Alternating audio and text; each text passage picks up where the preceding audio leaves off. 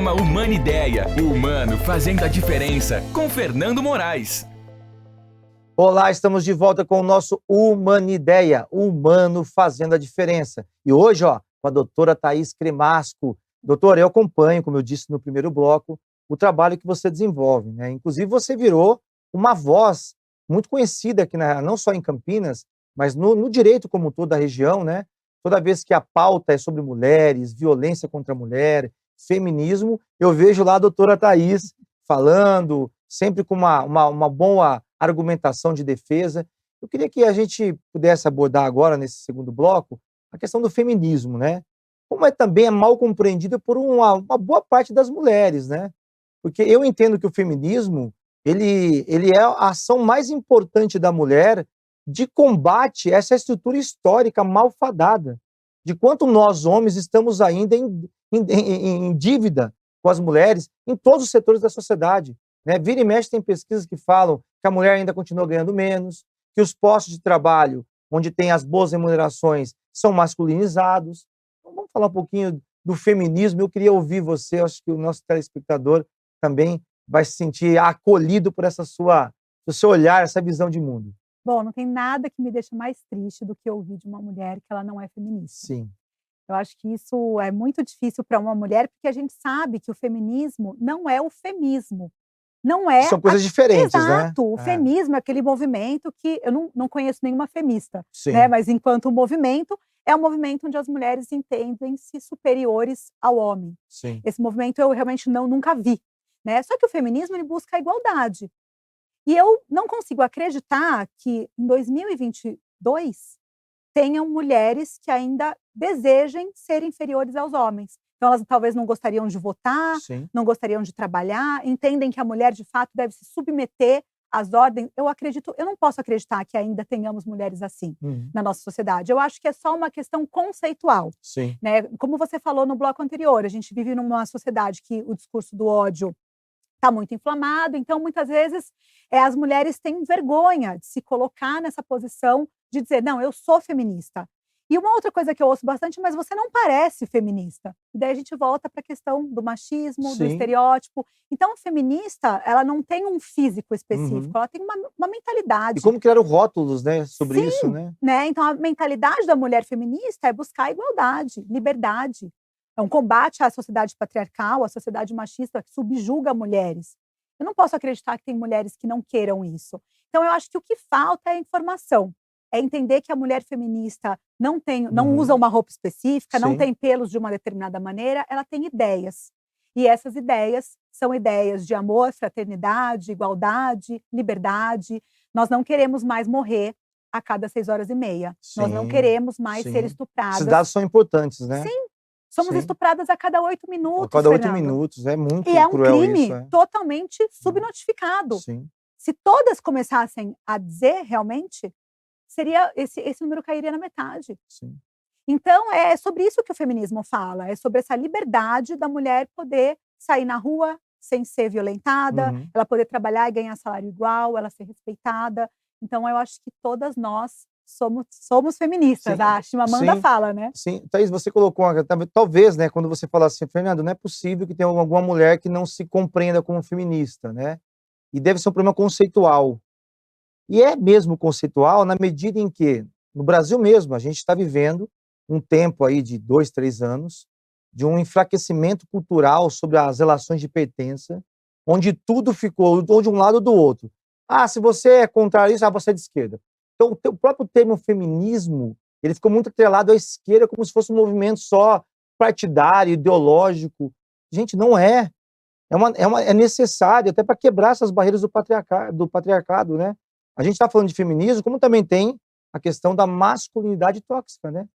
Que eu convivo diariamente com isso. Sim. E como isso atrapalha também as pessoas compreenderem a questão do feminismo, né, doutora? É o outro lado da moeda, né? Então, para os homens, é aquilo que eu estava dizendo no primeiro bloco, também é muito difícil ser um homem nessa sociedade. Não poder falhar nunca, não poder se sentir fraco, não poder chorar, viril, ser o provedor, né? ser viril. Sim. Então, tudo isso é um elemento super importante para entender e justificar os números de violência que a gente tem. Porque a maioria das mulheres que são vítimas de feminicídio hoje, pelo menos no nosso estado, é em decorrência de um relacionamento que a mulher tentou terminar. Sim. E isso fala muito, Fernando. Isso fala muito, porque você é minha. Eu decido a hora Propriedade, né?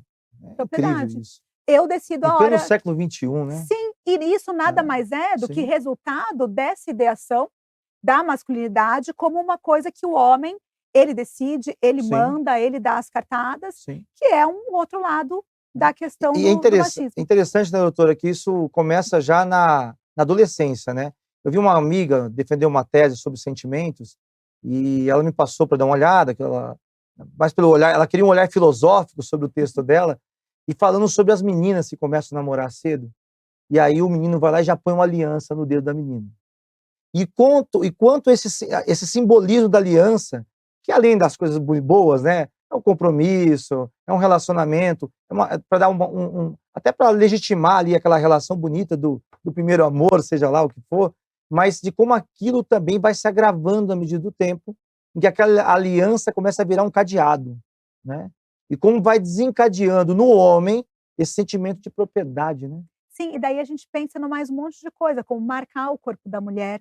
Que teve agora um caso, né? No rosto. No rosto, a menina foi tatuada. Que absurdo. Nós, mulheres, nós fizemos, porque o Mulheres pela Justiça, que é o nosso coletivo, ele busca trazer dignidade em qualquer pauta feminina. A gente faz, sim, acompanha os processos, mas nós, por exemplo, já fizemos a cobertura de uma tatuagem da mulher que foi obrigada a escrever o nome do agressor. Né? Então, a gente sabe marcas até físicas no corpo, né? Aquele roxo, aquela marca no pescoço, isso traz para o homem uma sensação de poder. Tirar, né, a virgindade daquela... Por que a virgindade ainda é tão importante? Por que a gente está discutindo essa questão ainda prêmio, hoje? Né? Como se fosse um prêmio. Né? Quantos parceiros aquela mulher teve? Então, tudo isso é um resultado desse machismo e desse patriarcado. Então, a gente precisa começar a desconstruir. E será, com certeza, com a ajuda dos homens. Sim. Né? Com certeza, não serão só as mulheres que conseguirão derrubar esse sistema. A gente precisa da ajuda até dos homens reconhecerem, não, isso aqui é tóxico. Não é essa masculinidade que eu preciso ter, não é esse homem que eu quero ser. Né? Eu quero ser um homem que respeita as mulheres. E isso não tem esquerda-direita. Eu descobri que tem até o termo esquerdo-macho. Né? Os homens de esquerda, existe também, que deveriam ser aqueles homens que têm uma visão social, progressista, e também eles também fazem isso com as mulheres. Então a gente não tem partido político, né? O fato da gente uma causa humana, né, doutora? Exato. É uma causa humana, né? É uma causa humana. É uma causa humana, porque fere a dignidade. Eu acho que tudo que fere a dignidade e deixa as pessoas numa situação de humilhação, de esculhambação, de humilhar, né, assim, no sentido mais humanizante da palavra, de a gente resgatar esse sentimento de pertença, de se compreender no outro, né? E como a gente vive essa crise de civilidade, né? Aí entra o machismo, entra a masculinidade tóxica, que eu também vivo com os amigos. Quando vem alguma piadinha, e eu vejo que a piadinha ela é sexista, e eu refuto, lá vem o Fernando, politicamente correto. Não, nós temos como homens também nos libertar desse paradigma, que é medieval, desculpa até a palavra, é cafona, gente. Não é verdade? Sim, a gente acaba reproduzindo, naturalizando uma coisa que não poderia ser natural. Sim. Né? Normalizando, né? Sim, e as ideias são importantes para a sociedade. É quando você começa a aceitar certas brincadeiras, certas situações, que você vai reproduzindo a violência. Exatamente. Porque a violência não é um soco na cara. E quando a gente fala da violência contra a mulher, nós não estamos mais, em hipótese alguma, tentando só combater a violência física. Essa é fácil, Fernando. Sim. A mulher sabe quando ela apanha. Lei Maria da Penha, tá aí, né? Sim. Só que a Lei Maria da Penha também fala das violências emocionais, psicológicas e morais. Total. E essa mulher demora para perceber. E por quê? Porque cada vez mais a gente acaba normalizando algo que não pode ser normal. É verdade. Que é a violência moral. Doutor, olha que conversa boa, o nosso tempo está aí se encerrando do segundo bloco. Não saiam daí, a gente volta já com a doutora Thaís Cremasco, aqui no Humanideia.